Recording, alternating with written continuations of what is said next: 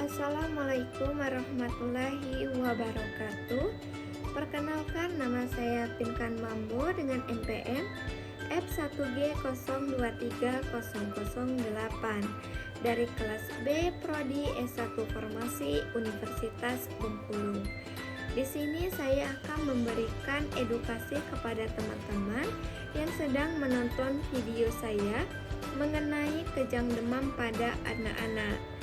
Agar teman-teman lebih memahami tentang kejang demam, saya akan membahas terlebih dahulu definisi kejang demam itu sendiri.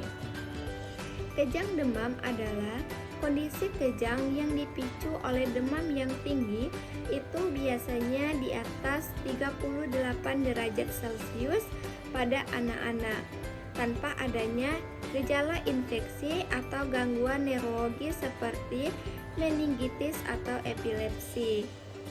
Nah, perlu teman-teman ketahui, gejala ini atau kejang demam ini biasanya berlangsung dalam waktu yang singkat dan terjadi pada anak-anak yang sebelumnya sehat dan tiba-tiba mengalami kejang demam.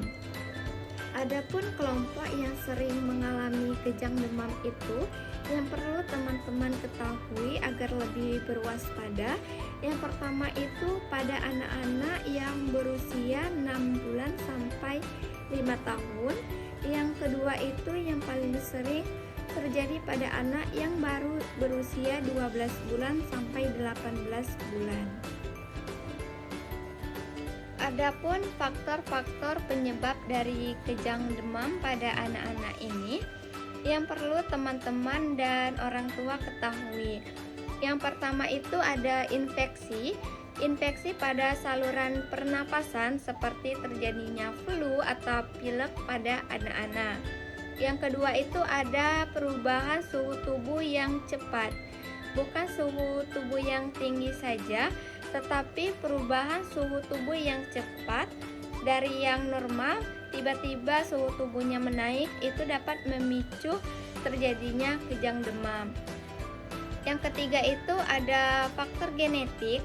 Anak dengan riwayat keluarga yang pernah mengalami kejang demam, misalnya ayah atau ibunya mengalami kejang demam sebelumnya, maka anak itu akan memiliki risiko yang tinggi akan mengalami kondisi yang serupa. Nah, yang keempat itu ada vaksinasi. Walaupun dikit yang mengalaminya, tetapi ada beberapa anak yang mungkin mengalami kejang demam pada vaksinasi tertentu seperti vaksinasi DTP. Yang kelima itu ada usia rentan.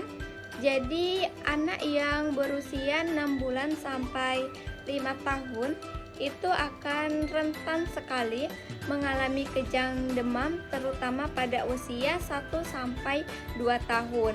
Yang keenam itu ada gangguan imun atau kekurangan gizi.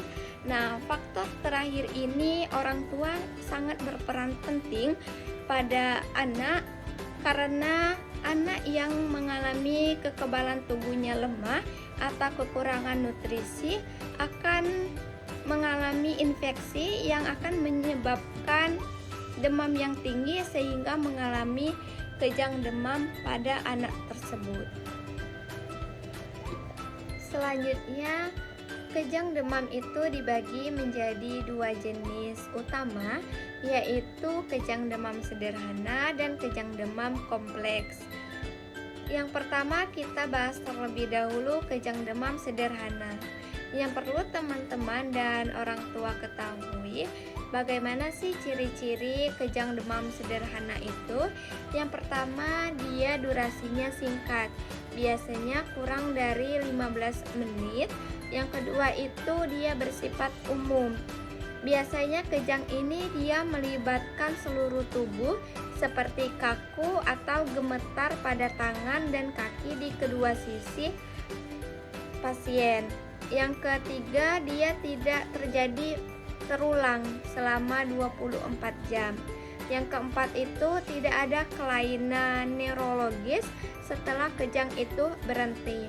Adapun prognosisnya, yang pertama itu umumnya kejang demam sederhana ini tidak berbahaya dan tidak akan mengakibatkan kerusakan otak pada anak tersebut. Yang kedua itu dia tidak meningkatkan risiko epilepsi secara signifikan setelah terjadinya kejang demam sederhana ini. Yang kedua itu ada kejang demam kompleks. Perlu teman-teman ketahui bagaimana sih ciri-cirinya. Yang pertama itu durasinya lama, biasanya terjadi lebih dari 15 menit. Yang kedua itu kejang ini bersifat vokal, dia hanya melibatkan satu bagian tubuh saja seperti kaki atau tangan di satu sisi. Yang ketiga itu dia terjadi secara berulang selama 24 jam. Yang keempat itu anak ini biasanya mengalami gejala sisa seperti kelemahan pada bagian tubuh yang mengalami kejang.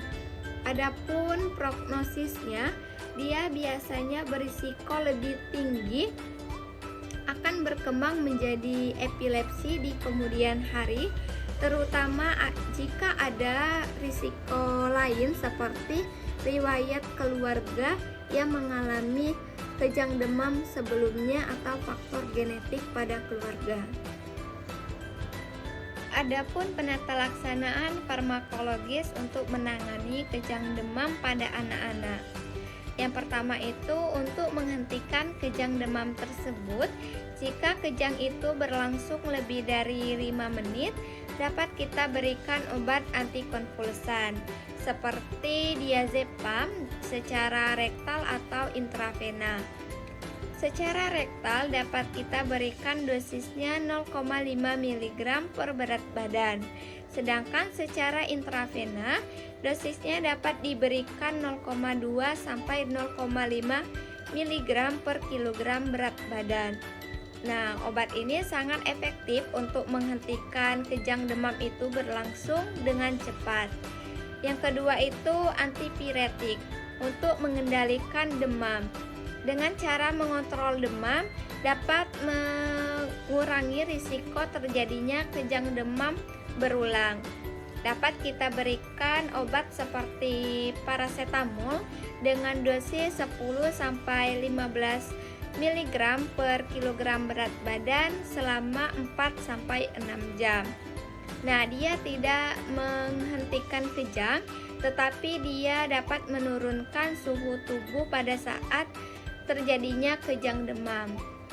Selain itu ada ibuprofen, dia dapat menurunkan demam juga, terutama suhu tubuh yang tinggi. Yang ketiga itu ada profilaksin antikonvulsan jika dibutuhkan. Nah, profilaksin kejang ini hanya diberikan pada kasus tertentu seperti kejang demam kompleks yang berulang. Dapat diberikan diazepam secara oral, dosisnya 0,3 sampai 0,5 mg per kilogram berat badan per 8 jam. Nah, dia sangat efektif untuk mengurangi kejang demam yang berulang pada anak-anak.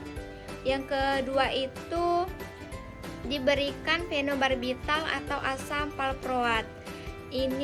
Obat ini sangat jarang digunakan pada kasus, tapi pada kasus kejang demam yang berulang yang sulit dikendalikan dapat digunakan obat ini. Namun ini tidak boleh digunakan secara rutin karena memiliki efek samping. Adapun penata laksanaan non-farmakologis pada kejang demam. Pada pertolongan pertama saat kejang demam dapat kita lakukan sebagai orang tua itu yang pertama kita pastikan anak itu berada di tempat yang aman. Pindahkan anak pada permukaan yang datar dan jauhkan anak dari benda-benda yang berbahaya. Yang kedua itu, posisikan anak pada posisi yang miring. Itu dapat mencegah inspirasi jika anak itu mengalami muntah atau mengeluarkan liur yang berlebihan. Yang ketiga itu, jangan memasukkan apapun ke dalam mulut anak jika sedang mengalami kejang demam. Itu dapat melukai mulut atau gigi anak dan tidak mencegah lidah tergigit. Yang keempat itu, jangan menekan tubuh anak. Biarkan kejang itu berlangsung secara alami tanpa upaya menekan pergerakan tubuh anak pada saat kejang. Selanjutnya, untuk menurunkan demam pada anak yang mengalami kejang demam, yang pertama itu dapat kita lakukan dengan kompresi hangat. Dapat gunakan kain basah hangat di dahi atau lipatan ketiak dan paha pada anak, tetapi jangan gunakan air yang dingin atau es. Itu dapat menyebabkan menggigil pada anak sehingga memperburuk demamnya. Yang kedua itu pakaian ringan. Jadi kita lepaskan pakaian yang tebal atau selimut untuk membantu menurunkan suhu tubuh pada anak yang sedang mengalami kejang demam.